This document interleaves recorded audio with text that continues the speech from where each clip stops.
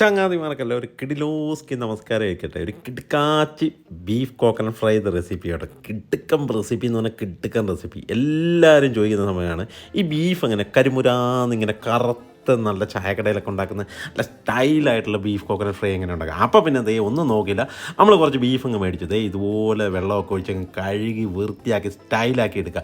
ആ സമയത്ത് നമ്മുടെ ചാനൽ ഫോളോ ചെയ്യാത്തവരുണ്ടെങ്കിൽ ഫോളോ ചെയ്യാനും ലൈക്ക് ചെയ്യാത്തവരുണ്ടെങ്കിൽ ലൈക്ക് ചെയ്യാനും കമൻറ്റ് ചെയ്ത് കൂട്ടുകാർക്ക് വാരി വിതറാൻ ചങ്ങാതി. നമ്മുടെ യൂട്യൂബ് ചാനലും കൂടി ഷെഫ് നിബു ആൽക്കമിസ്റ്റ് എന്ന് പറഞ്ഞ ചാനലും കൂടി ഇങ്ങനെ വാരി ഏറി ചങ്ങാതിമാരെ. അപ്പം നിങ്ങളുടെ സപ്പോർട്ട് സ്നേഹമല്ലേ എല്ലാം. ഒന്നും നോക്കാതെ പിടിപ്പിച്ചു ദേ ഉരുളി വെച്ചു.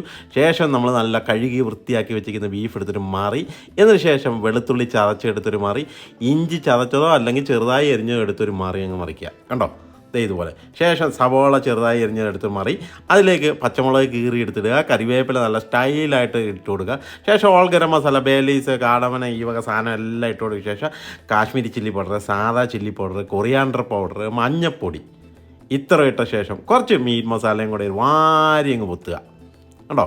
എന്നിട്ട് അതിലേക്ക് ആവശ്യത്തിന് ഉപ്പും കൂടെ ഇട്ട് കഴിയുമ്പോഴേക്ക് സംഭവം വേറെ ലെവലിലേക്ക് മാറും. എന്നിട്ട് വെളിച്ചെണ്ണയും കൂടെ ഒഴിച്ചിട്ട് ഇവനെ മൊത്തത്തിൽ അങ്ങ് മിക്സ് ചെയ്യാതെ ഇതുപോലെ ഒരു ഗ്ലൗസ് ഇട്ടോ, അല്ലെങ്കിൽ നമ്മുടെ ലാഡിൽ വെച്ച എണ്ണ ആയാലും നല്ലോണം അങ്ങ് കലക്കി ഇതേ മസാലയൊക്കെ ആ ബീഫിലങ്ങ് പിടിപ്പിച്ചങ്ങ് സെറ്റാക്കി വെക്കാം. ഇപ്പം തന്നെ നല്ല സ്മെല്ലാണ് വരുന്നത് എൻ്റെ ചങ്ങാതി. സംഭവം വേറെ ലെവലാണ്. എന്നിട്ട് ഇതേ ഇതിലേക്ക് ആവശ്യത്തിന് വെള്ളം ഒഴിച്ചാൽ മതി കേട്ടോ.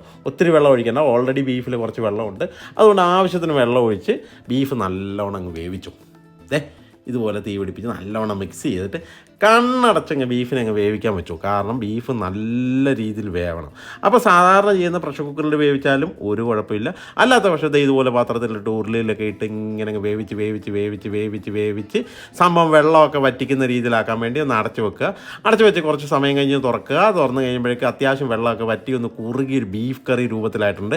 അപ്പം ബീഫ് കറി ആരെങ്കിലും ആവശ്യമുണ്ടെങ്കിൽ ഇതിനകത്ത് നിന്ന് കുറച്ച് ഗ്രേവി കൂട്ടി ബീഫ് എടുത്ത് വേറൊരു പാത്രത്തിലേക്ക് മാറ്റി വെച്ചാൽ കിഡ്ലോസ്കി ബീഫ് കറി കിട്ടും.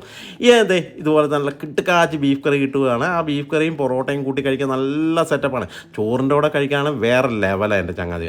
എന്നിട്ട് ഇതൊന്നും ഇല്ലാതെ നേരെ നോക്കി ഇതുപോലെ അങ്ങ് മിക്സ് ചെയ്ത് ഇവനതേ ഇതുപോലെ ഡ്രൈ ആക്കി മാറ്റുക. വെള്ളമൊന്നും കോരി മാറ്റരുത് കേട്ടോ. ബീഫ് അതിൻ്റെ അകത്തിട്ട് തന്നെ വറ്റിച്ച് വറ്റിച്ച് വറ്റിച്ച് വറ്റിച്ച് ചിലർ പറയും 2-3 ദിവസം വേണം ഇങ്ങനെയൊക്കെ ആകും. ഒരു ദിവസം വേണ്ടത് ഇതുപോലെ ഉരുളിക്കകത്തിട്ട് ഇങ്ങനെ അങ്ങ് വറ്റിച്ച് വറ്റിച്ച് വരട്ടി അങ്ങ് എടുക്കുക. നല്ലവണ്ണം അങ്ങ് ഉലർത്തുക ചങ്ങാതിമാരെ. അപ്പോൾ അടിയിലൊക്കെ പിടിക്കുമ്പോൾ കുറച്ച് എണ്ണയൊക്കെ ഒഴിച്ച് കൊടുത്ത് ഇതുപോലെ ചിരണ്ടി ലെവലാക്കുക. എന്നിട്ട് അത്യാവശ്യം കുരുമുളക് പൊടിയും കൂടെ വാരി വിതറുക. എന്നിട്ട് ഇങ്ങനെ നല്ലവണ്ണം അടിയിലൊക്കെ പിടിച്ചിരിക്കുന്നതൊക്കെ ഒന്ന് ചുരണ്ടി നല്ല വൃത്തിയാക്കി ഇതുപോലെ ഉലർത്തി ഇങ്ങെടുക്കുക കേട്ടോ. ഈ സംഭവം ഇങ്ങനെ എടുക്കുമ്പോൾ തന്നെ നല്ല സ്മെല്ലാണ് വരുന്നുണ്ട് ചങ്ങാതിമാരെ. സംഭവം കളറൊക്കെ മാറി ഈ രൂപത്തിലും ഭാവത്തിലൊക്കെ വരാൻ തുടങ്ങിയിട്ടുണ്ട്. ഇപ്പോൾ ഏകദേശം ഒരു ഡാർക്ക് കളറൊക്കെ ആയി കിട്ടിയിരിക്കുകയാണ്. ഇച്ചിരി മെനക്കെട്ട പണിയാണ് കേട്ടോ. 5 മിനിറ്റ് കൊണ്ട് തീരുന്ന ഒരു പരിപാടിയല്ല. ഒരു ഇച്ചിരി നേരം മെനക്കെട്ടാൽ മാത്രമേ ഉള്ളൂ ഇതുപോലത്തെ കിഡിലോസ്കി ബീഫ് കോക്കനട്ട് ഫ്രൈ നമുക്ക് കിട്ടുകയുള്ളൂ. അപ്പോൾ ഇതുപോലെ തന്നെ ഇങ്ങനെ ചിരണ്ടി തീ ഒന്ന് ചെറുതായിട്ടൊന്ന് കുറച്ചേക്കണം കേട്ടോ. ഓവറായിട്ട് തീ വെച്ച് കഴിഞ്ഞാൽ ഒരു സുഖം ഉണ്ടാവില്ല. എന്നിട്ട് അടുത്തൊരു നോൺ സ്റ്റിക്ക് പാനോ സാധാ പാത്രം എടുത്ത് അതിലേക്ക് വെളിച്ചെണ്ണ ഒഴിച്ച് കൊടുക്കുക. വെളിച്ചെണ്ണ ഒന്ന് മെൽറ്റാക്കി കഴിയുമ്പോഴേക്കും അതിലേക്ക് ആവശ്യത്തിന് തേങ്ങാക്കൊത്ത് ഇതിലിട്ടൊന്ന് ലൈറ്റായിട്ട് റോസ്റ്റ് ചെയ്യുക. ആ വെളിച്ചെണ്ണയിലിട്ട് തേങ്ങാക്കൊത്ത് റോസ്റ്റ് ചെയ്യുമ്പോൾ നല്ല സ്മെല്ലാണ് വരുന്നത് കേട്ടോ. എന്നിട്ട് കുറച്ച് വത്തലമുളക് എടുത്തിട്ട് അതും കൂടെ ഒന്ന് ലൈറ്റായിട്ട് റോസ്റ്റ് ചെയ്യുക. എന്നിട്ട് കുറച്ച് കറിവേപ്പിലയും കൂടെ എടുത്തിട്ട് മറിക്കുക കേട്ടോ. കറിവേപ്പിലയും കൂടെ ഇട്ട് ഇത് 3ഉം കൂടെ ഇട്ടൊന്ന് കലക്കി കൂട്ടി ഇങ്ങ് റോസ്റ്റ് ചെയ്യാം കേട്ടോ. എന്നിട്ട് നേരെ നല്ല ബീഫ് ഫ്രൈയിലേക്ക് എടുത്തിട്ട് എൻ്റെ ചങ്ങാതി. ആ ഓയിലും ആ തേങ്ങായും ആ കറിവേപ്പിലയും എല്ലാം കൂടെ ഇതിലിട്ട് ഇങ്ങനെ മിക്സ് ചെയ്യുമ്പോൾ തന്നെ നിങ്ങളുടെ വായിലിപ്പോൾ ഒരു കപ്പലോടിക്കാനുള്ള വെള്ളം വരുന്നുണ്ടെന്ന് ഒന്നും നോക്കാൻ നമുക്ക് മനസ്സിലാവുന്ന കാര്യമാണ്. ഇതുണ്ടാക്കുമ്പോൾ തന്നെ എന്നെ സ്മെല്ലാണ് വരുന്നത് എൻ്റെ ചങ്ങാതി. ഒരു രക്ഷയില്ല കേട്ടോ. ശനിയാഴ്ച ഞായറാഴ്ചയൊക്കെ നമുക്ക് കിടിലം ബീഫ് ഇറച്ചി കിട്ടും. അതങ്ങ് മേടിക്കാതെ ഇതുപോലെ കിടുക്കാച്ച് ഐറ്റം അങ്ങ് ഉണ്ടാക്കാൻ എൻ്റെ ചങ്ങാതി. കിളി വറക്കുന്നില്ല കാണുമ്പോൾ തന്നെ കൊതി വന്നിട്ട് എനിക്ക് തന്നെ രക്ഷയില്ല. അപ്പോൾ നിങ്ങളുടെ കാര്യം ഞാൻ പറയേണ്ട കാര്യമില്ലല്ലോ.